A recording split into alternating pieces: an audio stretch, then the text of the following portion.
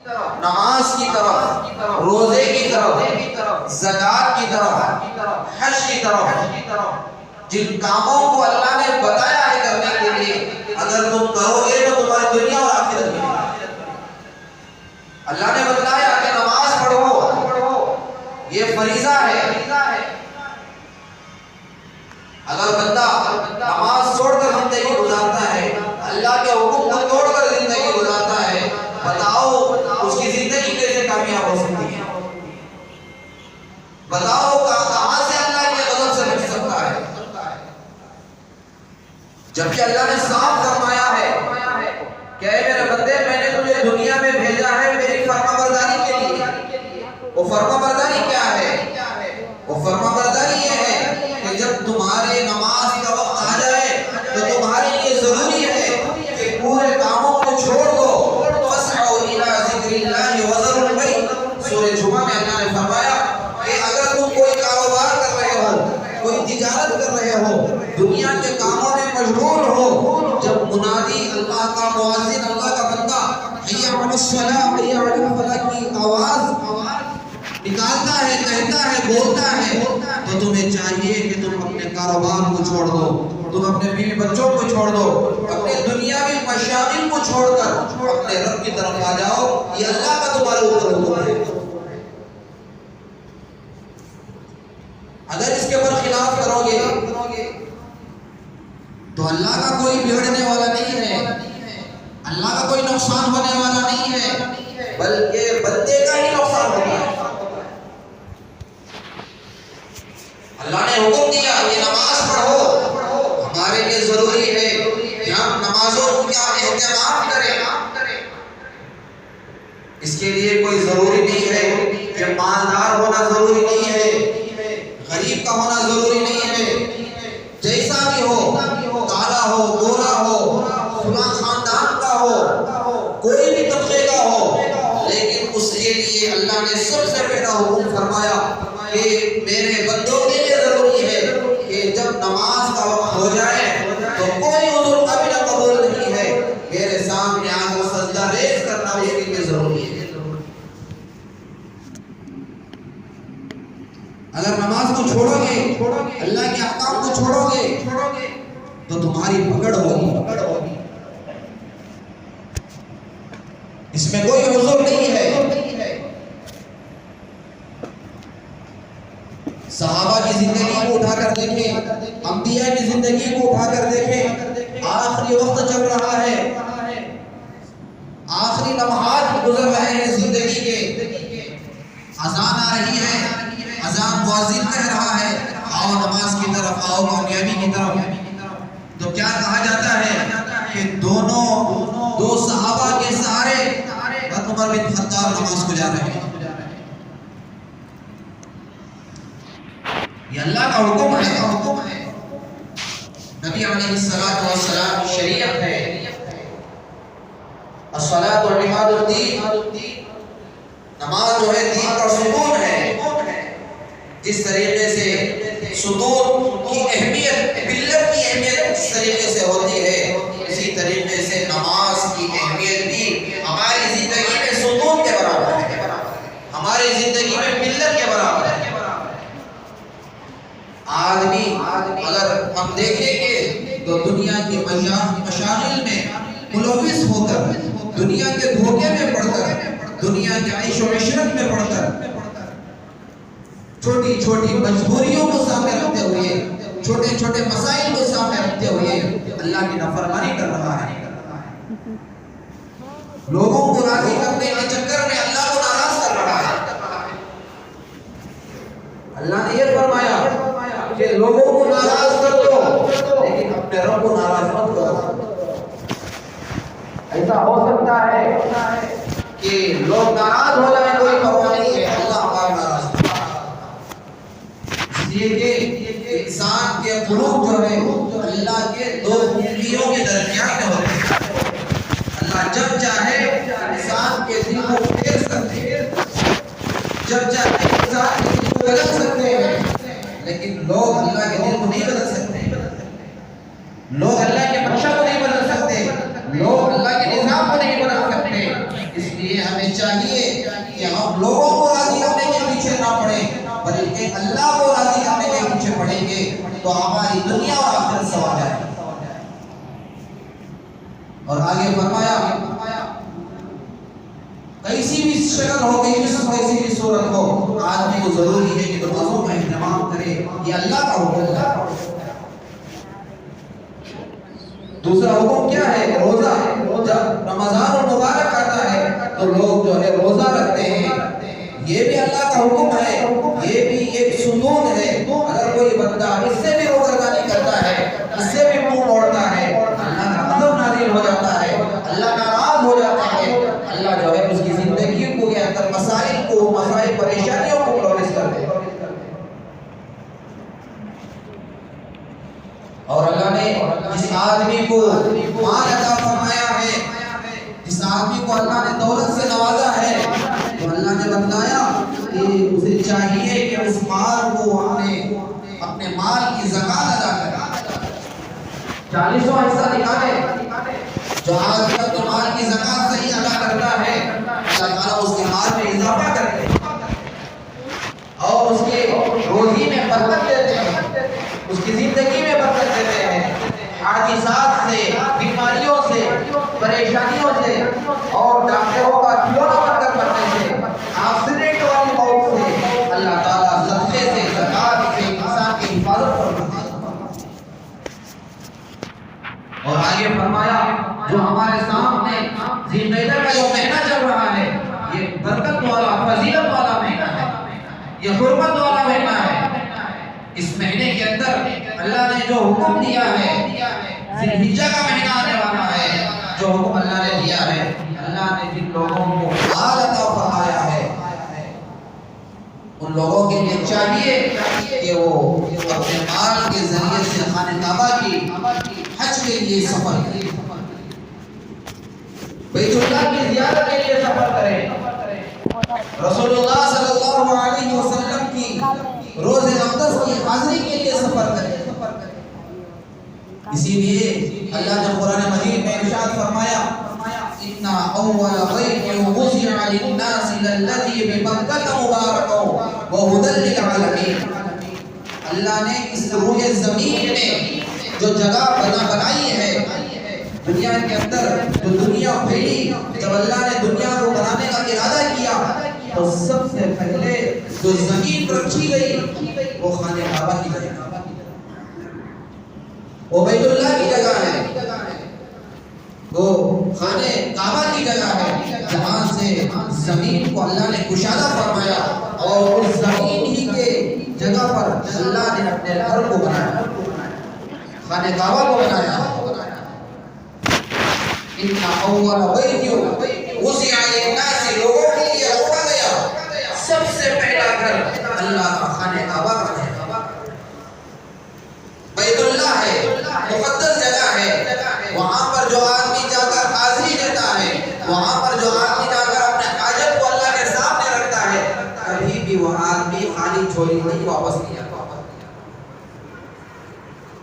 للذی ببکۃ مبارک، برکت والی جگہ، مبارک والی جگہ، مبارک وہدی للعالمین، اور پورے عالم کے لیے ہدایت کا یہ ذریعہ بنایا اور ایک جگہ بنائی، اس جگہ کا نام خانہ کعبہ۔ اس خانہ کعبہ کی تعمیر حضرت آدم علیہ السلام سے لے کر حضرت ابراہیم علیہ السلام تک تعمیر مختلف وقت تعمیر کرتی گئی، تعمیر ہوتی گئی، جیسی جیسی ضرورت پڑتی گئی اللہ نے انبیاء علیہ السلام کے ذریعے سے اپنے گھر کی تعمیر فرمائی۔ حضرت ابراہیم علیہ السلام کے ہاتھوں سے بیت اللہ کی تعمیر فرمائی، حضرت اسماعیل علیہ السلام کے ذریعے سے بیت اللہ کی تعمیر فرمائی۔ حضرت ابراہیم علیہ السلام کھڑے ہوتے اور حضرت اسماعیل علیہ السلام ایک اینٹ لاتے اور حضرت ابراہیم علیہ السلام کو دیتے اور ابراہیم علیہ السلام اللہ کے گھر کی تعمیر کرتے، اللہ کے گھر کو بناتے اور اللہ سے یہ دعا فرماتے، اے میرے اللہ اس خدمت کو تو قبول کر، تیرے فضل سے، تیرے احسان سے گھر کی تعمیر کی توفیق عطا فرمائی۔ اے میرے اللہ میری اس خدمت کو قبول فرما۔ ان اول بیت وضع للناس الذی ببکۃ مبارکا وہدی للعالمین۔ آگے فرمایا فیہ آیات بینات مقام ابراہیم۔ ابراہیم علیہ السلام اس زمانے میں کوئی سیڑھی نہیں تھی، کوئی زینہ نہیں تھا، کوئی بڑی بڑی گاڑیاں نہیں تھی، بلکہ مقام ابراہیم جس جگہ پر کھڑے ہو کر حضرت ابراہیم علیہ السلام نے اللہ کے گھر کی تعمیر فرمائی، وہ جگہ جو ہے مقام ابراہیم ہے۔ آج بھی معتمرین حضرات حج کرنے والے جب جاتے ہیں مقام ابراہیم کے پاس کھڑے ہو کر 2 رکعت نماز پڑھ کر دعا مانگتے ہیں، اللہ تعالیٰ اس جگہ کو دعا کی قبولیت کی جگہ بنا دی۔ جو آدمی مقام ابراہیم کے پاس کھڑے ہوتا ہے اور اپنے دل کی جو تمنائیں ہیں، جو حاجتیں ہیں، جو ضرورتیں ہیں اللہ کے سامنے مانگتا ہے، اللہ تعالیٰ اس بندے کی دعا کو قبول کرتا ہے۔ تو حضرت ابراہیم علیہ السلام اپنے مقام ابراہیم جو جنت سے پتھر اترا اور ابراہیم علیہ السلام اس پتھر پر کھڑے ہوتے اور خانہ کعبہ کی تعمیر۔ جب اونچائی کی ضرورت پڑتی تو جنت کا پتھر تھا، اللہ کا گھر تھا، اللہ نے گھر کی تعمیر تھی۔ جب ابراہیم علیہ السلام جب اینٹ کو اوپر پہنچانا چاہتے تو خود بخود جو جنت کا جو پتھر تھا مقام ابراہیم تھا وہ خود بخود جو اونچائی پر چلا جاتا، بلندیوں پر چلا جاتا۔ اس طریقے سے حضرت ابراہیم علیہ السلام نے اللہ کے گھر کی تعمیر فرمائی، اور جب حضرت ابراہیم علیہ السلام نیچے اترنا چاہتے تو وہ مقام ابراہیم جو پتھر تھا آج بھی جو ہے شیشے کے درمیان میں حضرت ابراہیم علیہ السلام کے پیر کے نشان اس پتھر پر موجود ہے۔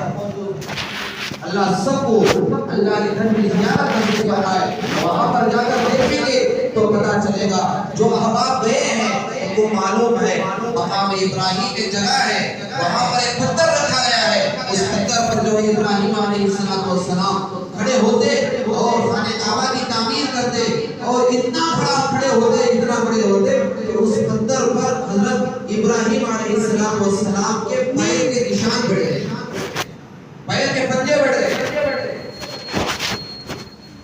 جب وہ نیچے اترنا چاہتے حضرت ابراہیم علیہ السلام وہ پتھر خود بخود نیچے ہو جاتے۔ یہ اللہ کی قدرت ہے، یہ اللہ کا کرشمہ ہے، یہ آنے والی امت کے لیے ایک سبق ہے، یہ میری نشانیاں ہیں، یہ میری قدرت ہے، یہ میرا مقام و مرتبہ ہے۔ خانہ کعبہ بڑا مقدس اور محترم بشان جگہ ہے، یہاں پر جو بھی بندہ آتا ہے اللہ تعالیٰ اس کے گناہوں کو معاف فرما دیتے ہیں، اللہ تعالیٰ اس کے دعاؤں کو قبول فرماتے ہیں اور اسے ایسا بنا کر اپنے وطن کو واپس بھیجتے ہیں گویا کہ وہ بالکل گناہوں سے پاک و صاف ہے، گناہ ہی نہ کیا گیا ہے، بلکہ اسے ایسا بھیجتے ہیں گویا کہ اس کی ولادت ابھی ہوئی ہے۔ اسی کا نقشہ قرآن مجید میں اللہ نے فرمایا فیہ آیات بینات مقام ابراہیم، یہ نشانیاں ہیں مقام ابراہیم، یہ امت کے لیے نشانیاں ہیں اور یہ دلیل ہے۔ ومن دخلہ کان آمنا، جو بندہ حرم میں داخل ہو جاتا ہے، مقام ابراہیم میں داخل ہو جاتا ہے، وہ امن کے دروازے میں داخل ہو جاتا ہے، وہ امن کے دائرے میں داخل ہو جاتا ہے، وہ سلامتی کے دائرے میں داخل ہو جاتا ہے، وہ اللہ کے دربار میں حاضر ہو جاتا ہے، اور اللہ تعالیٰ جب اللہ کے دربار میں جب بندہ حاضر ہوتا ہے اللہ تعالیٰ اس کا اعزاز فرماتا ہے۔ وَلِلَّهِ عَلَى النَّاسِ حِجُّ الْبَيْتِ مَنِ اسْتَطَاعَ إِلَيْهِ سَبِيلًا، اور آگے فرمایا اللہ نے ان لوگوں کے لیے حج فرض فرما دیا گیا ہے جن لوگوں کو اللہ نے مال عطا فرمایا۔ ایسے آدمیوں کے لیے ضروری ہے جن بندوں کو، جن لوگوں کو اللہ نے مال عطا فرمایا ہے، تو قرآن مجید کی آیت سے یہ بات معلوم ہوتی ہے، قرآن مجید سے ہمیں یہ بتلایا جا رہا ہے جس بندے کو اللہ نے مال سے نوازا ہے اس بندے کے لیے ضروری ہے کہ وہ خانہ کعبہ کی زیارت کے لیے سفر کرے، حج بیت اللہ کے لیے سفر کرے۔ وَلِلَّهِ عَلَى النَّاسِ حِجُّ الْبَيْتِ مَنِ اسْتَطَاعَ إِلَيْهِ سَبِيلًا، جو استطاعت رکھتا ہے، جو اس کا قابل ہے، جس کو اللہ نے مال سے نوازا ہے، اس کے لیے ضروری ہے وہ خانہ کعبہ کی زیارت کے لیے سفر کرے، حج کے لیے سفر کرے، عمرے کے لیے سفر کرے۔ وَلِلَّهِ عَلَى النَّاسِ حِجُّ الْبَيْتِ مَنِ اسْتَطَاعَ إِلَيْهِ سَبِيلًا وَمَنْ كَفَرَ فَإِنَّ اللَّهَ غَنِيٌّ عَنِ الْعَالَمِينَ۔ اور آگے فرمایا جو آدمی استطاعت ہونے کے باوجود، طاقت ہونے کے باوجود، صلاحیت ہونے کے باوجود، اسباب موجود ہونے کے باوجود اللہ کے گھر کی زیارت کے لیے سفر نہیں کرتا، ومن کفر روگردانی کرتا ہے، انکار کرتا ہے، فإن اللہ غنی عن العالمین، اللہ تمہارا محتاج نہیں ہے، تمہارے حج کا، تمہارے عمرے کا، تمہارے وہاں پہ داخل ہونے کا اللہ محتاج نہیں ہے، بلکہ اللہ غنی ہے،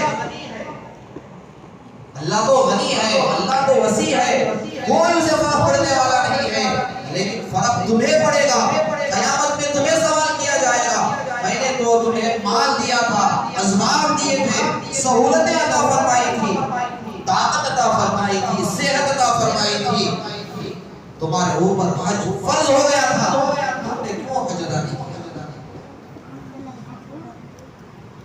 لوگ یہ سمجھتے ہیں کہ ہم زکات ادا کریں گے تو ہمارے مال میں کمی ہو جائے گی، ہم حج کو جائیں گے لاکھوں کے روپیے ہیں تو ہمارے مال میں کمی آ جائے گی۔ حقیقت ایسا نہیں ہے، جو آدمی زکات ادا کرتا ہے اللہ اس کے مال میں اضافہ فرماتے ہیں، جو آدمی حج کے لیے سفر کرتا ہے اللہ تعالیٰ اس کے روزی کے دروازے کھول دیتے ہیں، برکت والی زندگی عطا فرماتے ہیں، راحت والی زندگی عطا فرماتے ہیں، اور وہ ایسا سنہرا موقع ہوتا ہے اللہ تعالیٰ اس کے اگلے پچھلے پورے گناہ اللہ معاف کر دیتے ہیں۔ یہ ایک حدیث میں رسول اللہ صلی اللہ علیہ وسلم نے ارشاد فرمایا جو بندہ حج کے لیے نکلتا ہے، عمرے کے لیے نکلتا ہے، راستے میں بیماری کی وجہ سے وہ اللہ کو پیارا ہو جاتا ہے، اللہ کے پاس پہنچ جاتا ہے، تو اللہ کے نبی صلی اللہ علیہ وسلم نے فرمایا قیامت تک جتنے بھی لوگ حج کرتے رہیں گے، عمرہ کرتے رہیں گے، قیامت تک اس بندے کو اس کا سوال چلتا رہے گا۔ کتنی بڑی فضیلت ہے میرے عزیز دوستوں، جو حجاج حج کو جا کر وہاں پر انتقال کر جاتے ہیں، موت تو ایک دن آنا ہی آنا ہے، مرنا ہی مرنا ہے، ایک دن اس دنیا سے جانا ہی جانا ہے، لیکن اس مقدس سفر میں، اس مقدس جگہ پر جہاں پر انبیاء آرام کر رہے ہیں، جہاں پر صحابہ آرام کر رہے ہیں، جہاں پر صحابیات آرام کر رہے ہیں، اس جگہ پر مرنا یہ تو خوش نصیبی کی بات ہے، وہاں پر انتقال کر جانا، حج کے سفر میں جا کر انتقال کر جانا، عمرے کے سفر میں جا کر انتقال کر جانا، اللہ کے نبی صلی اللہ علیہ وسلم نے فرمایا کہ اس بندے کو قیامت تک حج کرنے کا، عمرہ کرنے کا اللہ ثواب عطا فرمائے۔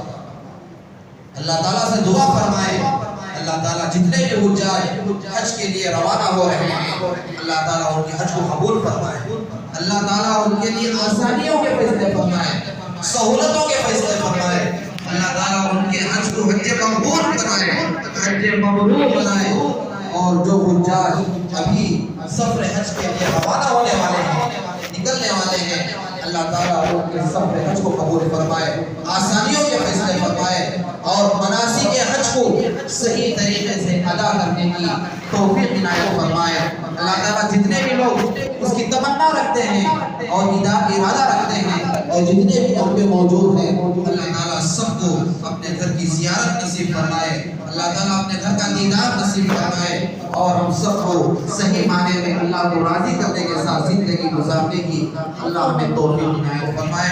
اللہ تعالیٰ سے دعا ہے اللہ تعالیٰ ہم سب کو کہنے سے سننے سے زیادہ عمل کرنے کی توفیق عنایت فرمائے، آمین وآخر دعوانا الحمدللہ رب العالمین۔ جو حضرات سنت نہیں پڑھے سنت نہیں پڑھے۔ فیا ایھا الناس إن لكم معالم فانتهوا إلى معالمكم، وإن لكم نهاية فانتهوا إلى نهايتكم. فإن العبد المؤمن بين مخافتين، بين أجل قد مضى لا يدري ما الله قادم به. فليتزود العبد من نفسه لنفسه، ومن حياته لموته، ومن شبابه لكبره، فإن الدنيا خلقت لكم وإنكم خلقتم للآخرة. فوالذي نفسي بيده ما بعد الموت من مستعجل ولا بعد الدنيا دار إلا الجنة أو النار. أعوذ بالله من الشيطان الرجيم. وإذا سألك عبادي عني فإني قريب أجيب دعوة الداعي إذا دعاني فليستجيبوا لي وليؤمنوا بي لعلهم يرشدون. أقول قولي هذا أستغفر الله لي ولكم أجمعين فاستغفروه إنه هو الغفور الرحيم.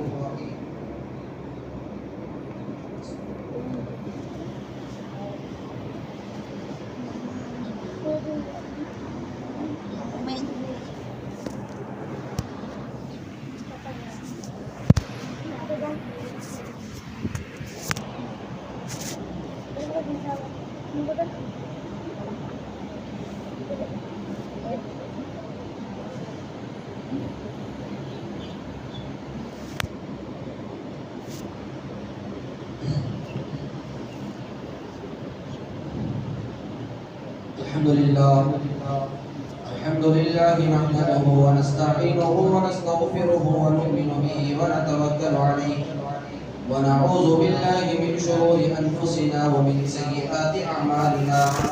من يهده الله فلا مضل له ومن يضلله فلا هادي له. ونشهد أن لا إله إلا الله وحده لا شريك له. ونشهد أن سيدنا وسندنا ونبينا ومولانا محمدا عبده ورسوله أرسله بالحق بشيرا ونذيرا وداعيا إلى الله بإذنه وسراجا منيرا. أما بعد فأعوذ بالله من الشيطان الرجيم. بسم الله الرحمن الرحيم. إن الله وملائكته يصلون على النبي يا أيها الذين آمنوا صلوا عليه وسلموا تسليما. اللهم صل على محمد وعلى آل محمد بعدد من صلى وصام، وصل على محمد وعلى آل محمد بعدد من قعد وقام. وصلى الله على جميع الأنبياء والمرسلين والملائكة المقربين والخلفاء الراشدين، خصوصا على خير البشر بعد الأنبياء بالتحقيق أمير المؤمنين أبي بكر الصديق رضي الله تعالى عنه، وعلى أمير المؤمنين عمر بن الخطاب رضي الله تعالى عنه، وعلى أمير المؤمنين عثمان بن عفان رضي الله تعالى عنه، وعلى أمير المؤمنين علي بن أبي طالب كرم الله وجهه، وعلى إمامين الهمامين السعيدين الشهيدين أبي محمد الحسن وأبي عبد الله الحسين رضي الله تعالى عنهما، وعلى أمهما سيدة النساء فاطمة الزهراء رضي الله تعالى عنها، وعلى أميه المكرمين بين الناس أبي عمارة الحمزة وأبي الفضل العباس رضي الله تعالى عليهم أجمعين. اللهم انصر من نصر دين محمد صلى الله عليه وسلم واجعلنا منهم، واخذل من خذل دين محمد صلى الله عليه وسلم ولا تجعلنا معهم. عباد الله رحمكم الله، إن الله يأمر بالعدل والإحسان وإيتاء ذي القربى وينهى عن الفحشاء والمنكر والبغي يعظكم لعلكم تذكرون. اذكروا الله يذكركم وادعوه يستجب لكم ولذكر الله تعالى أعلى وأولى وأتم وأهم وأكبر والله يعلم ما تصنعون. رب العالمين، اللهم صل على سيدنا شفيعنا حبيبنا مولانا محمد وبارك وسلم. ربنا آتنا في الدنيا حسنة وفي الآخرة حسنة وقنا عذاب النار. ربنا لا تزغ قلوبنا بعد إذ هديتنا وهب لنا من لدنك رحمة إنك أنت الوهاب. اللهم ارحمنا يا أرحم الراحمين. اللهم ارزقنا علم التوحيد وعمل الإخلاص وحسن الخاتمة. رب اجعلني مقيم الصلاة ومن ذريتي ربنا وتقبل دعاء. ربنا اغفر لي ولوالدي وللمؤمنين يوم يقوم الحساب. اے اللہ ہم سب کے گناہوں کو معاف فرما، خطاؤں کو لغزشوں کو درگزر فرما۔ اے اللہ ہم سب کو تیرے احکامات پر مرضیات پر چلنے کی توفیق عطا فرما۔ اے میرے اللہ ہم سب کو جناب محمد رسول اللہ صلی اللہ علیہ وسلم کی پاکیزہ شریعت مطہرہ کے مطابق زندگی گزارنے کی توفیق عطا فرما۔ اے اللہ ہم سب کو دنیا اور آخرت کی بھلائیاں نصیب فرما۔ اے اللہ عافیت والی زندگی عطا فرما۔ اے اللہ دنیا اور آخرت میں کامیابی عطا فرما۔ اے اللہ ہر طرح کا خیر مقدر فرما۔ اے اللہ ہر طرح کے شرور سے، آفات سے، بلاؤں سے، مصیبتوں سے، بیماریوں سے اے اللہ پورے امت مسلمہ کی حفاظت فرما۔ اے اللہ جو لوگ بیمار ہیں ان کو صحت کاملہ عاجلہ دائمہ مستمر عطا فرما۔ اے اللہ جو بے روزگار ہے اے اللہ ان کو حلال روزی عطا فرما۔ اے اللہ جو بے نکاح لڑکے لڑکیاں بیٹھی ہوئی ہیں اے اللہ ان کو سنت کے مطابق شریعت کے مطابق سادگی کے ساتھ نکاح کرنے کی توفیق عنایت فرما۔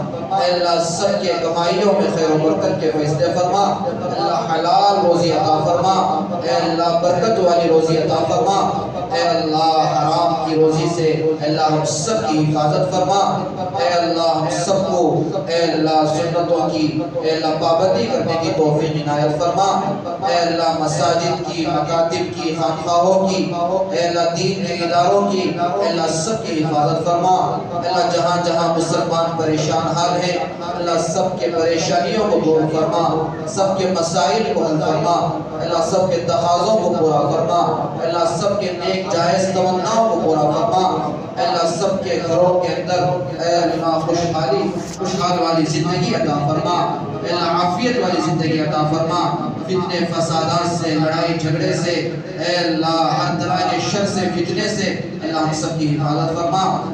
اے اللہ جہاں جہاں بھی اللہ مسلمانوں کو ستایا جا رہا ہے، پریشان کیا جا رہا ہے اللہ تو ان کی مدد و نصرت فرما۔ اے اللہ خصوصاً اے اللہ فلسطین کے مسلمانوں کی حفاظت فرما۔ اے اللہ غزہ کے مسلمانوں کی حفاظت فرما۔ اے اللہ تو ان کا حامی و مددگار بن جا۔ اے اللہ ان کے ضرورتوں کو پورا فرما۔ اے اللہ ان کے پریشانیوں کو دور فرما۔ اے اللہ ہر طرح کا خیر مقدر فرما۔ اے اللہ دشمن کے حق میں اگر ہدایت ہے تو ہدایت عطا فرما، اگر ہدایت نہیں ہے اے اللہ تو نیست و نابود فرما۔ اے اللہ جس طریقے سے تو نے نمرود کو برباد فرمایا تھا، جس طریقے سے تو نے فرعون کو، شداد کو، حامان کو، تیرے نافرمان لوگوں کو جس طریقے سے تباہ و برباد کیا تھا اے اللہ دشمنان اسلام کے اگر حق میں ہدایت ہے تو ہدایت فرما، ورنہ تو ان کو بھی نیست و نابود فرما۔ اے اللہ آنے والے نتائج مسلمانوں کے حق میں ہوں، اے اللہ اسے فیصلے فرما۔ اے اللہ صحیح حاکم اے اللہ ہمیں نصیب فرما۔ اے اللہ صحیح حاکم اے اللہ ہمیں میسر فرما۔ اے اللہ ہم سب کو اپنے اعمال کو درست کرنے کی توفیق عطا فرما۔ اے اللہ نیتوں کو درست کرنے کی توفیق عطا فرما۔ اے اللہ زندگیوں کو درست کرنے کی توفیق عطا فرما۔ اللہ جو حجاج اے اللہ تیرے اے اللہ گھر کی زیارت کے لیے، حج ادا کرنے کے لیے اے اللہ مناسک حج ادا کرنے کے لیے نکلے ہیں اے اللہ ان کے سفر حج کو قبول فرما۔ اے اللہ ان کی عبادتوں کو قبول فرما۔ اے اللہ ان کے ضرورتوں کو پورا فرما۔ اے اللہ ان کے اے اللہ عبادتوں کو قبول فرما۔ اے اللہ ان کے دعاؤں میں اے اللہ ہمارا بھی حصہ شامل حال فرما۔ اے اللہ جو حجاج ابھی نکلنے والے ہیں اے اللہ ان کے لیے راستے ہموار فرما۔ اے اللہ عافیت کے ساتھ نکلنا ان کے لیے آسان فرما۔ اے اللہ ہر طرح کے رکاوٹوں سے، پریشانیوں سے، بیماریوں سے حفاظت فرما۔ اللہ ہم سب کو بھی بیت اللہ کی حاضری نصیب فرما۔ اللہ بیت اللہ کی زیارت نصیب فرما۔ اللہ تیرے نبی علیہ السلام کے سامنے روز اقدس میں کھڑے ہو کر درود و سلام کا نذرانہ پیش کرنے کے اللہ ہم سب کو توفیق عنایت فرما۔ اللہ جو مانگا ہے اپنی حیثیت کے موافق مانگا ہے اللہ تو اپنے شاہ نشان ہمارے لیے جو بہتر ہے وہ عطا فرما۔ اللہ ہمارے لیے جو شر ہے اے اللہ ہماری حفاظت فرما. اس عاجزانہ دعا کو سرکار دو عالم جناب محمد رسول اللہ صلی اللہ علیہ وسلم کے صدقے سے محض اپنے فضل سے ہمارے دعاؤں کو قبول فرما. سبحان ربک رب العزت عما یصفون وسلام علی المرسلین والحمد للہ رب العالمین.